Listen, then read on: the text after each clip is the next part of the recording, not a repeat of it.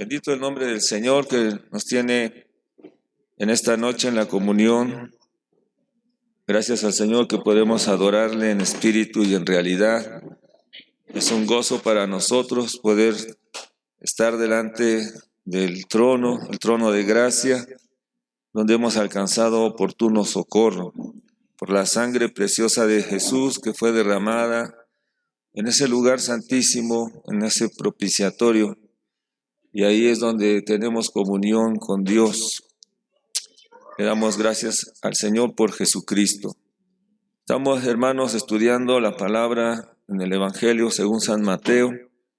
Y vamos en esta noche, queremos concluir, queremos cerrar los últimos capítulos de Mateo, capítulo del 26 al 28.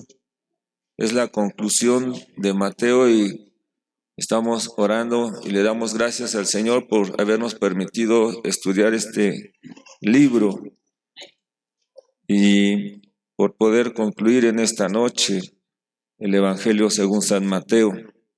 Así es que queremos terminar en esta noche, hermanos, haciendo un resumen de estos 3 capítulos que nos hablan claramente de la crucifixión de nuestro Señor Jesucristo. Desde antemano Él está anunciando en el día de la Pascua que se está acercando, dice, 2 días faltan para la Pascua y el Señor anuncia su muerte. Seguido eso viene la traición de Judas.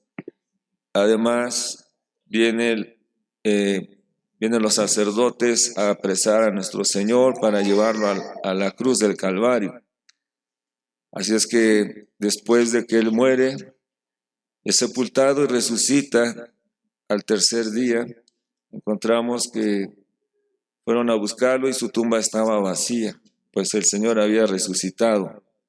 Así es que gracias al Señor porque tenemos un Dios que vive, un Dios que no está muerto, no está en la cruz, no está en la tumba, sino que resucitó de entre los muertos. Y Él vive por los siglos de los siglos. Así es que hoy vamos a meditar algo acerca de lo que habla la Biblia en el Antiguo y Nuevo Testamento. En el Antiguo y Nuevo Testamento nos hablan acerca de las fiestas, de las principales fiestas que Dios le ordenó al pueblo de Israel. Así que nosotros cuando miramos las fiestas de los israelitas, las fiestas judaicas, no tenemos la obligación de someternos a ellas, sino que tenemos la obligación de ver qué significan esas fiestas. Y esas fiestas para nosotros tienen enseñanzas espirituales. Para eso tenemos que mirar lo que Dios quiere decirnos a través de cada una de ellas. Dice el apóstol San Pablo, veamos primeramente lo que dice Colosenses, capítulo 2, versículo 16. Colosenses.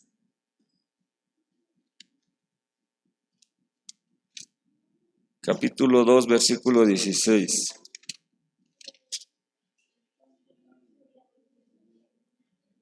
Dos, 16 y 17 dice, por tanto, nadie os juzgue en comida o en bebida, o en cuanto a días de fiesta, luna nueva o días de reposo.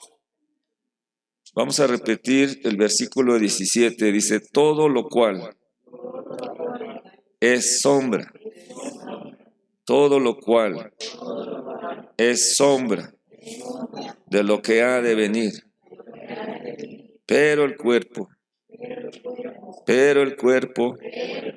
es de Cristo. Amén. Pablo claramente nos anuncia que todas las fiestas de Israel son sombras. La realidad está en Cristo. La realidad está en Cristo. Quiere decir que la sombra lo único que anuncia es a la persona de nuestro Señor Jesucristo. En el Antiguo Testamento encontramos que hay 7 fiestas principales ordenadas por Dios a Israel. 7 fiestas principales, y nosotros que hemos estudiado la numerología, conocemos que el número 7 significa completación, ¿verdad? Algo que está completo, pleno. Dios en toda su obra la completa con 7, con 7. Desde Génesis, el Señor reconstruyó la creación en 6 días y el séptimo descansó, el día de reposo. Encontramos en la Biblia 7 trompetas, 7 sellos, 7 truenos, 7 copas, 7 estrellas, 7 candeleros, 7 ángeles, y también nos habla en Apocalipsis de 7 iglesias, que son 7 condiciones de la iglesia, 7 etapas de la iglesia, 7 condiciones del corazón del cristiano. Así es que el número 7 es de suma importancia para el Señor. Las 7 fiestas nos muestran 7 aspectos diferentes de Cristo. 7 aspectos diferentes de Cristo. Cristo es la plenitud de la deidad. En Jesús estaba la plenitud de la deidad. Y también en Cristo están representadas las 7 fiestas. Estas 7 fiestas nos hablan de la obra séptuple completa de Cristo. Así es que, ¿cuáles son esas 7 fiestas? Encontramos como número 1 la fiesta de la Pascua. Además, seguido a ella está la fiesta de los panes sin levadura. La tercera fiesta se refiere a la fiesta de las primicias. La cuarta es la fiesta del Pentecostés. La quinta, la fiesta de las trompetas. La sexta es la fiesta de la expiación. Y la séptima es la fiesta de los tabernáculos.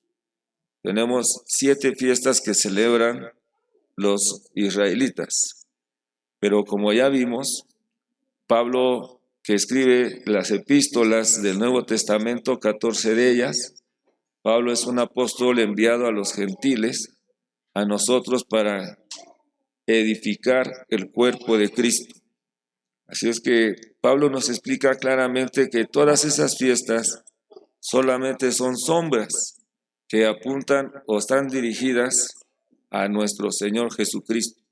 Y la secuencia de ellas también nos tienen o nos dan una clara enseñanza para nuestra vida espiritual. Así es que vamos a tratar de armar estas 7 fiestas para ver qué es lo que Dios quiere decir a la iglesia. La iglesia, como ya dijimos, no está obligada a celebrar esas fiestas, sino que esas fiestas solamente son sombras y representan alguna enseñanza espiritual para nosotros que pertenecemos al cuerpo de Cristo.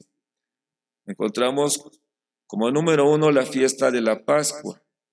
La fiesta de la Pascua es la primera que se anuncia y se celebraba en el año de Abib.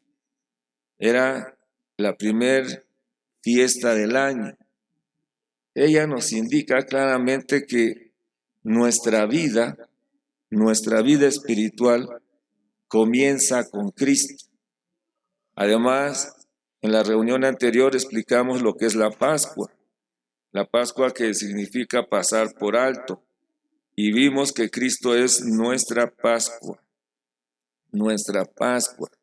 Así es que cuando vemos que en el Antiguo Testamento se mataba un cordero, se derramaba la sangre en los dinteles de la puerta, era para que todos los que estuvieran dentro participando de ese cordero y fueran librados de la muerte de los primogénitos.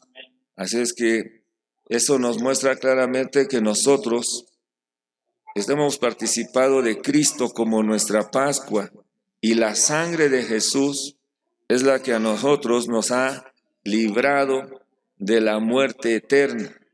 La sangre de Cristo a nosotros nos acerca a Dios.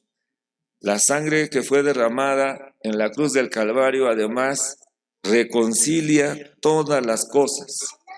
La sangre de Jesús nos limpia de todo pecado. Es de suma importancia la sangre de Jesús, porque cuando el Señor miraba la sangre, esa sangre, dice la palabra que el ángel de la muerte pasaba por alto los pecados de aquellos que estuvieran participando de la Pascua, porque el juicio ya había caído sobre el Cordero que estaba muerto, y Dios nos lleva a una comunión. La sangre de Jesús es el comienzo para nuestra comunión,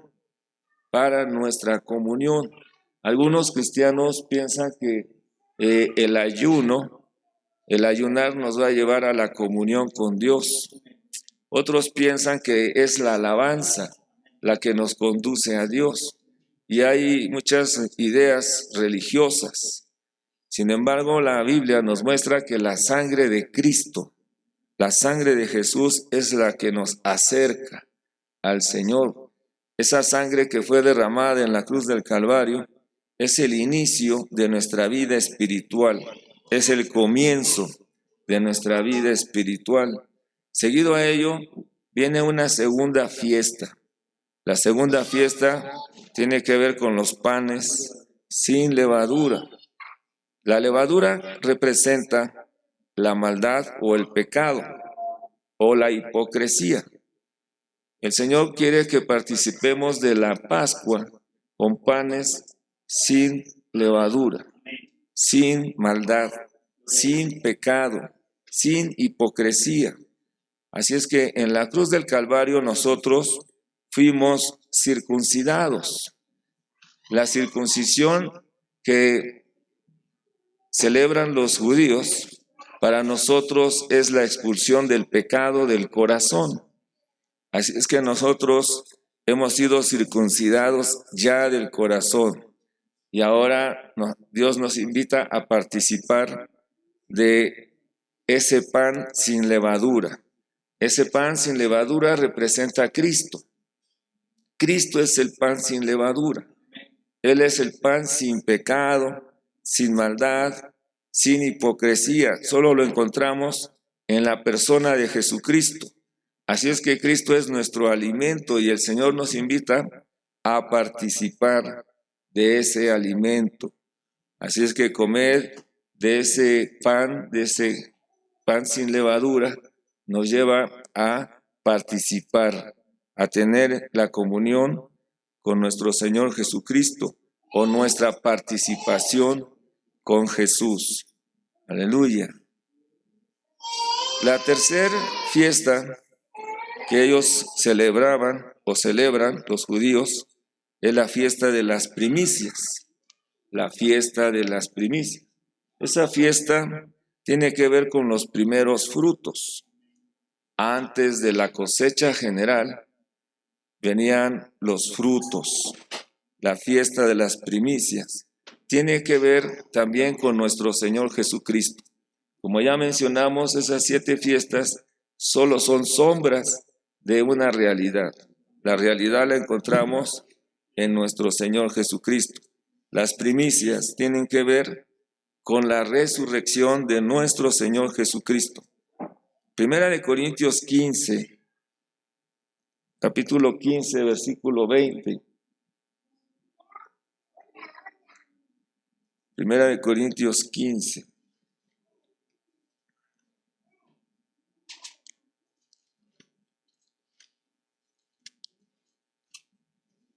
Capítulo 15, versículo 20. Vamos a ver lo que nos dice la palabra en el Nuevo Testamento.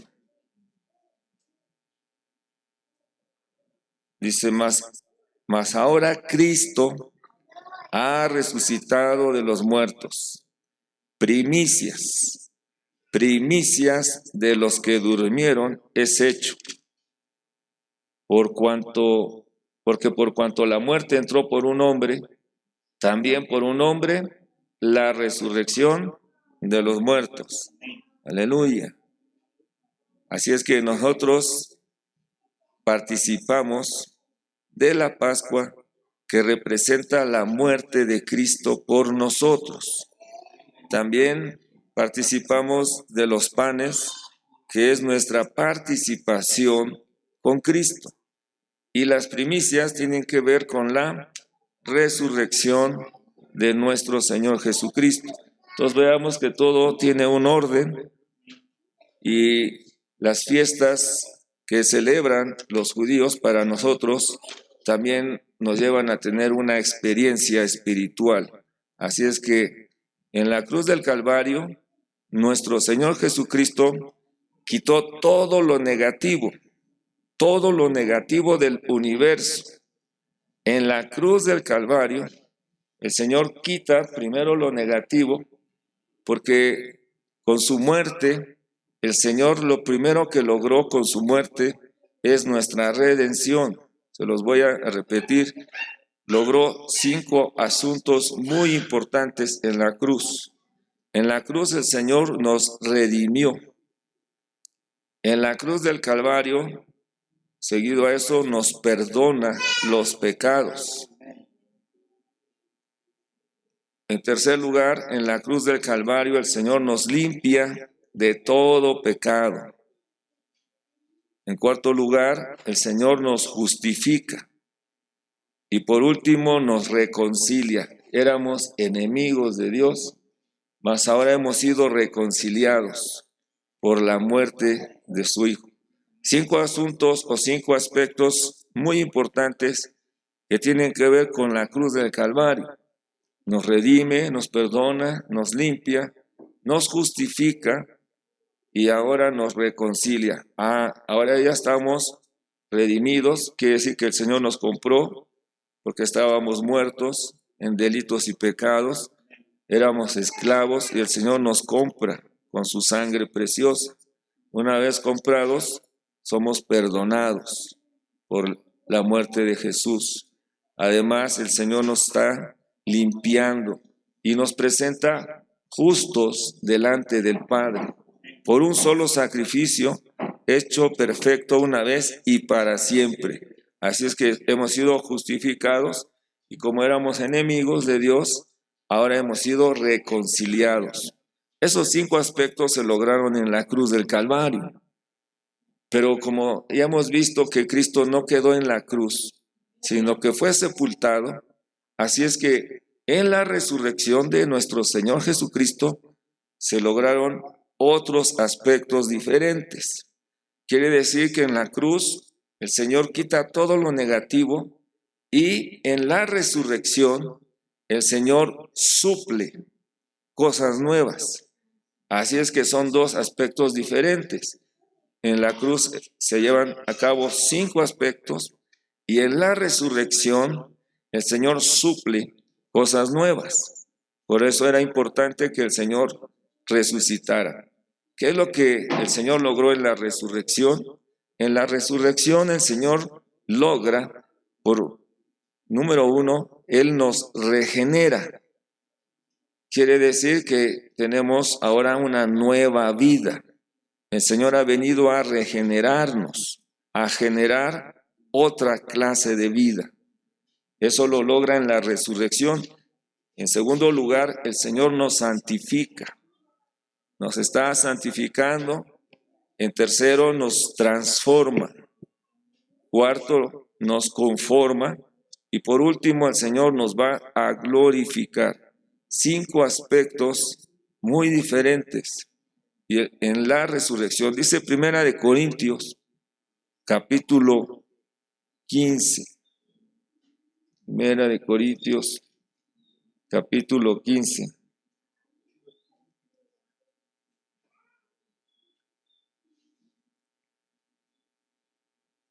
Vamos a leer los primeros versículos. Dice, además os declaro, hermanos, el evangelio que os he predicado, el cual también recibisteis, en el cual también perseveráis, por el cual asimismo, si retenéis la palabra que os he predicado, sois salvos, si no creísteis en vano, porque primeramente os he enseñado lo que a mí asimismo recibí, que Cristo murió por nuestros pecados conforme a las Escrituras, y que fue sepultado, y que resucitó al tercer día conforme a las Escrituras. Y aquí vienen las apariciones de nuestro Señor Jesucristo en la resurrección. Dice que apareció a Cefas, después a los 12, después apareció a más de 500 hermanos a la vez, de los cuales muchos viven aún y otros ya duermen. Después apareció a Jacob, después a todos los apóstoles, y por último de todos, como a un abortivo, dice Pablo, me apareció a mí, porque soy el más pequeño de los apóstoles, que no soy digno de ser llamado apóstol porque perseguí a la iglesia de Dios. Aquí encontramos las diferentes apariciones de nuestro Señor Jesucristo en resurrección. Así es que gracias a Dios por su resurrección, porque si Cristo no hubiera resucitado, vana sería nuestra fe, en vana serían estas reuniones, en vano sería lo que hacemos y en lo que creemos. Mas Cristo resucitó de entre los muertos y ahora nosotros tenemos esperanza de que si alguno muere en Cristo, no tenemos por qué desesperarnos, porque los muertos en Cristo resucitarán primero. Aleluya. Así que estas son las primeras fiestas, hermanos, hermanas. Y hoy la iglesia tenemos, número 1, tenemos a la persona de Jesucristo. Número 2, tenemos la obra en la cruz. Y por último, también participamos de la resurrección de Cristo. Ya se logró que Jesús viniera en carne, ya se logró que Él fuera a la cruz y ya se logró que Él resucitara. Pero, ¿quién es el que aplica todo esto a nuestras vidas? La siguiente fiesta. La siguiente fiesta, que es la cuarta fiesta. La cuarta fiesta que se refiere a la fiesta del Pentecostés. La fiesta del Pentecostés, dice ahí, la fiesta de semanas, Pentecostés representa la venida del Espíritu Santo. Así que el que hace efectiva la obra de Jesús en su encarnación, en su vivir humano, en su muerte, en su sepultura, en su resurrección y en su ascensión, es el Espíritu Santo. El Espíritu Santo, Él viene a nuestra vida y se tiene que llevar una experiencia personal. Esto es individual, es subjetivo, es interno. El Espíritu Santo es el que trabaja en nuestro espíritu para poner todos los logros de Jesús, los aplica a nuestro corazón. ¿Quién es el que pone el fundamento? El que pone el fundamento es Dios el Padre. El Padre es el que puso el fundamento. ¿Quién es ese fundamento? Jesús. Jesús es el fundamento de nuestra fe. Pedro pudo ver que Jesús era el Cristo. Cristo es el fundamento. Él es el Mesías. Él es el Hijo de Dios. Y en su ascensión, cuando Él logra llegar al trono, Él envía al Espíritu Santo. El Espíritu Santo ahora es enviado para que aplique todos los logros de Jesús, y el Espíritu Santo, además de que toma todo lo de Cristo, también toma todo lo del Padre. Jesús dijo, yo rogaré al Padre para que envíe al Consolador. Así es que el Espíritu Santo viene enviado. Jesús rogaba al Padre y además el Espíritu Santo es la persona que viene a aplicar todos los logros de Jesús en nuestro corazón. Todos nosotros que hemos tenido la experiencia del nuevo nacimiento, hemos tenido la experiencia de la reconciliación, del perdón de pecados. Hemos tenido la experiencia de la regeneración a través del Espíritu, la importancia del Espíritu para la iglesia. Ya tenemos nosotros todos los logros de Jesús aplicados a nuestro corazón. Pero ahora, ¿qué es lo que falta? Falta una fiesta, la fiesta de las trompetas, la fiesta de las trompetas. ¿Para qué está esta fiesta? Primero nosotros encontramos que Cristo fue crucificado. Seguido a eso encontramos que Cristo es compartido como el pan. Además encontramos que Jesús resucitó de entre los muertos. Seguido a eso encontramos que ya descendió como el Espíritu. Ahora viene la fiesta de las trompetas. La fiesta de las trompetas. Veamos qué dice Primera de Timoteo 3:16. Primera de Timoteo 3:16.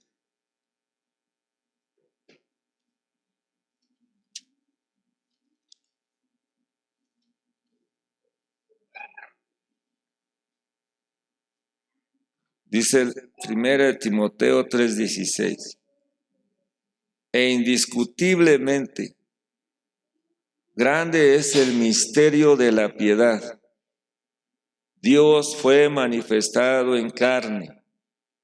Dios fue manifestado en carne, justificado en el Espíritu, visto de los ángeles, predicado a los gentiles. Ahí está la fiesta de las trompetas. Jesús siendo anunciado. Las trompetas tienen que ver con anunciar el Evangelio.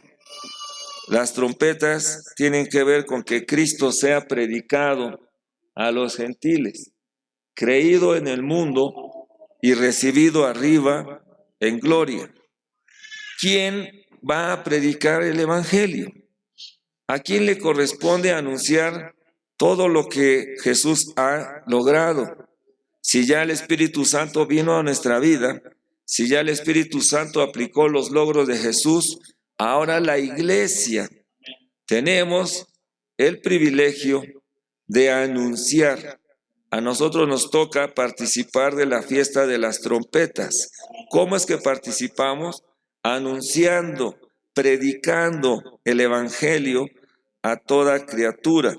Cristo predicado a los gentiles es la forma en cómo nosotros podemos vivir la fiesta de las trompetas. La iglesia tiene que anunciar, la iglesia tiene que presentar todos los hechos de Jesús. Miren lo que dice la palabra en Hechos capítulo 1. Hechos capítulo 1.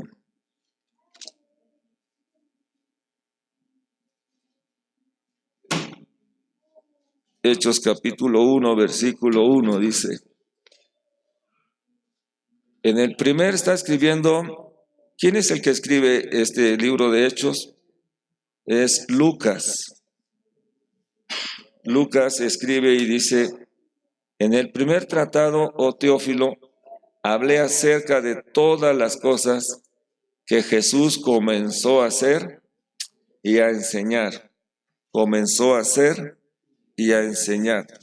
¿Cuáles son las cosas que Jesús comenzó a hacer? Lo escribe Lucas en su Evangelio de Lucas. Se refiere a todo su ministerio terrenal. Sin embargo, aquí encontramos que hay otro tratado. ¿Cuál es el primer tratado? El Evangelio de Lucas. ¿Cuál sería el siguiente tratado? Hechos. Hechos.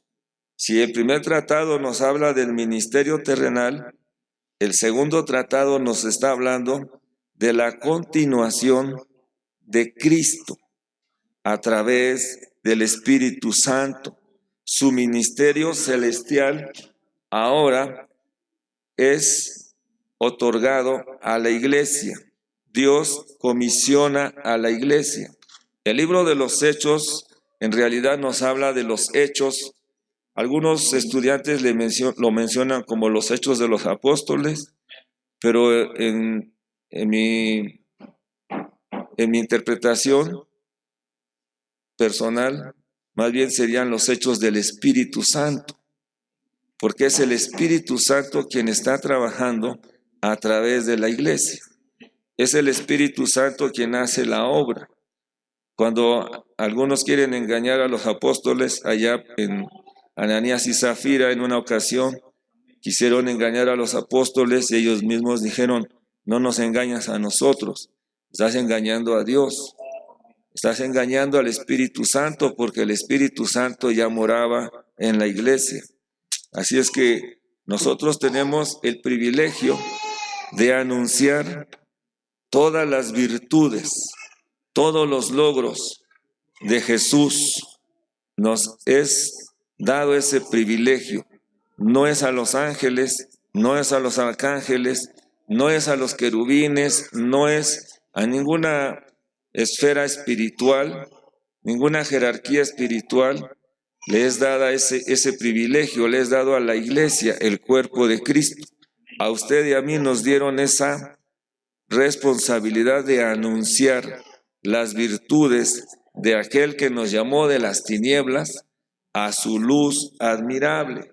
Nosotros tenemos ese privilegio y esa responsabilidad. ¿Cómo lo logramos? Por la ayuda del Espíritu Santo. Cada uno de nosotros podemos predicar el Evangelio, ¿verdad? A cada uno de nosotros nos es dada esa bendición. Amén. Nos quedan 2 últimas fiestas. 2 últimas fiestas. La expiación, que tiene que ver con quitar el pecado.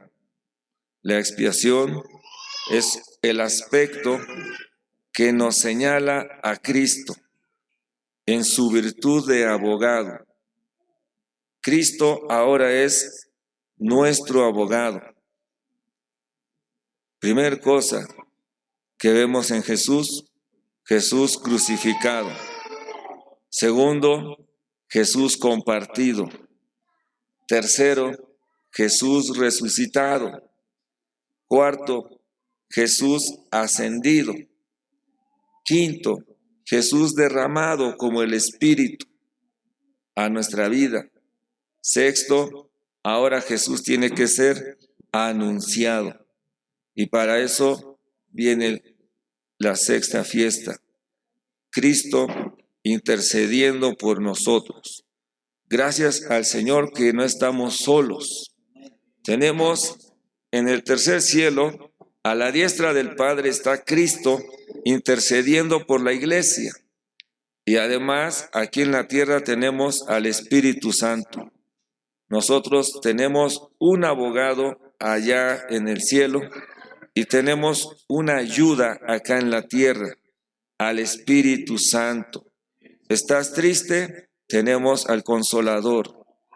¿Estás débil? Tenemos al que nos fortalece.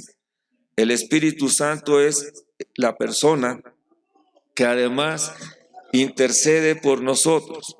¿Qué hemos de pedir como conviene? No lo sabemos. Pero el Espíritu que mora en nosotros, Él está continuamente intercediendo. El Espíritu Santo que está en nuestro espíritu, gime con gemidos indecibles. El Espíritu Santo es el que nos ayuda, el que nos sostiene. ¿Estás caído? El Espíritu Santo es quien nos levanta. Gracias, hermano. Dios le bendiga. Gracias a Dios por el Espíritu Santo, que es nuestro ayudante, nuestro ayudador, nuestro consolador. Él es el que siempre va a estar con nosotros, todos los días. Jesús dijo: yo rogaré al Padre para que envíe al Consolador y estará con vosotros todos los días hasta el fin del mundo. En el Espíritu Santo viene el Padre y viene el Hijo. En el Espíritu Santo, porque son uno. El Padre, el Hijo y el Espíritu son inseparables, solo que tienen diferentes funciones. Cuando viene el Espíritu, viene el Hijo y viene el Padre. Jesús mismo dijo, y vendremos a vosotros, y haremos morada con vosotros. Así que tenemos un Dios triuno que nos ama, que nos fortalece, que además está abogando por su iglesia. Él es nuestro intercesor. Tenemos un sumo sacerdote, que es nuestro Señor Jesucristo. Aleluya. Una vez que hemos experimentado ya a Jesús como nuestro abogado, como la propiciación nuestra, ya tenemos esa experiencia. Así es que vamos a ver la última fiesta. Dice que la última fiesta es la fiesta de los tabernáculos.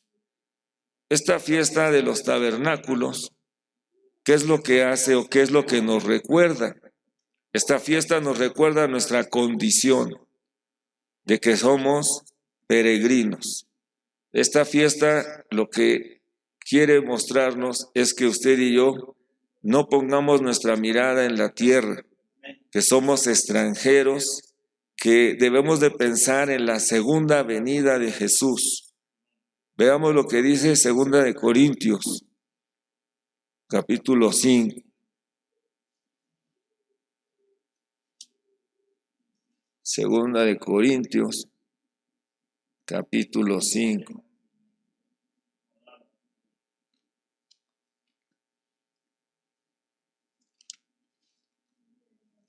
¿Estamos ahí, hermanos? Dice 2 de Corintios, capítulo 5. Porque sabemos que si nuestra morada terrestre, este tabernáculo, está hablando de nuestro cuerpo físico, se deshiciere, tenemos de Dios un edificio, una casa no hecha de manos, eterna en los cielos, eterna en los cielos. Esta fiesta de los tabernáculos nos muestra que usted y yo no somos terrenales, somos celestiales.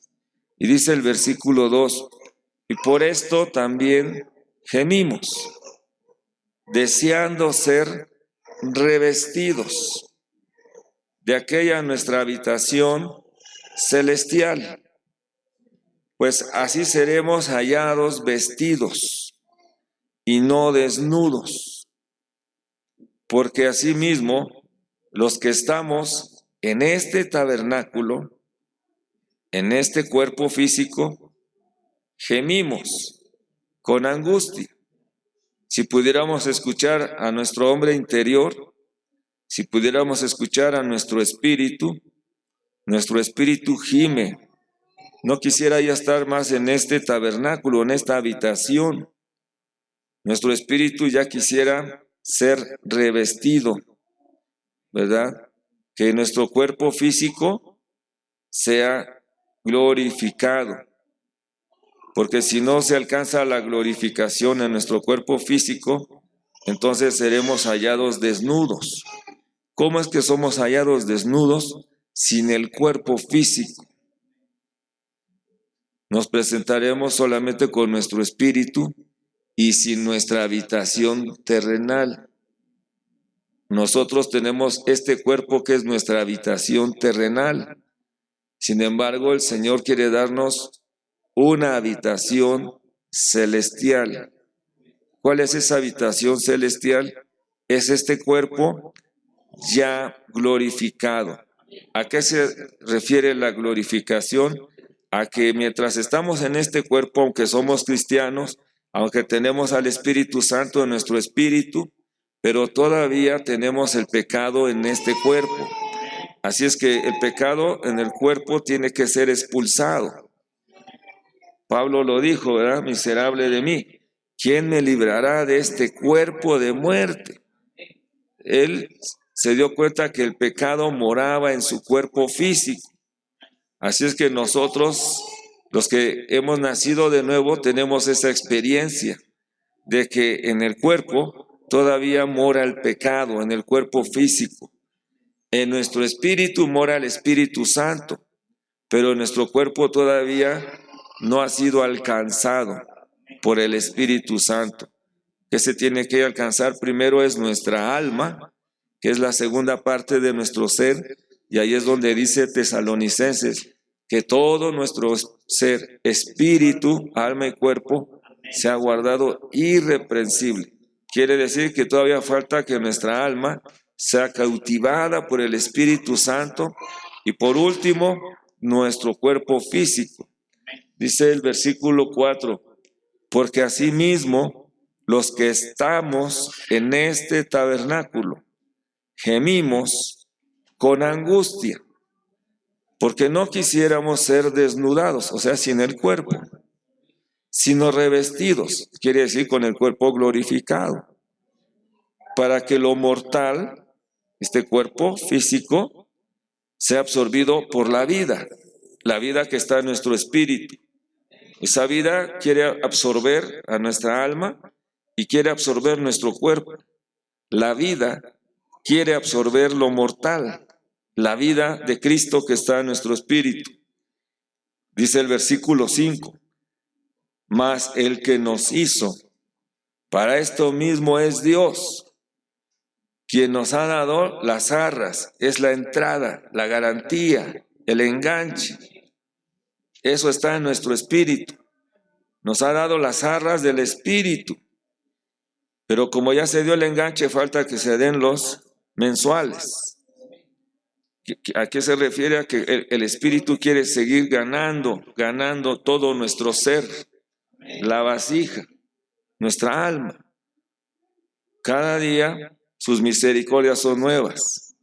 Tenemos la oportunidad de ir llenando nuestra vasija de aceite del Espíritu Santo, ¿verdad? Ahí se van dando los abonos, las cuotas, los mensuales, y va ganando el Espíritu Santo todo nuestro ser. Versículo 6, así que vivimos confiados siempre, sabiendo que entre tanto que estamos en el cuerpo, estamos ausentes del Señor, porque por fe andamos, no por vista, pero confiamos. Y más quisiéramos estar ausentes del cuerpo y presentes al Señor. Por tanto, procuramos también, o ausentes o presentes, serle agradables. Porque es necesario, vamos a repetir el 10, que todos nosotros comparezcamos ante el tribunal de Cristo, para que cada uno reciba según lo que ha hecho mientras estaba en el cuerpo, sea bueno o sea malo. Conociendo pues el temor del Señor, persuadimos a los hombres, pero a Dios le es manifiesto lo que somos, y espero que también lo sea a vuestras conciencias. Amén. Aleluya. Así es que nosotros esperamos la glorificación, que es la transformación de nuestro viejo hombre, cambiar de morada, cambiar de habitación, dejar este viejo hombre por el nuevo hombre, ya transformado. De esa manera entraremos al reino milenial, celebrando la fiesta de los tabernáculos con Cristo. Amén. Así es que todas esas fiestas solo representan la sombra. La realidad está en Cristo y en la iglesia. Amén. Aleluya. Bendito el nombre del Señor. Amén, Jesús. ¿Quiere guiarnos en oración, Julito Cachot?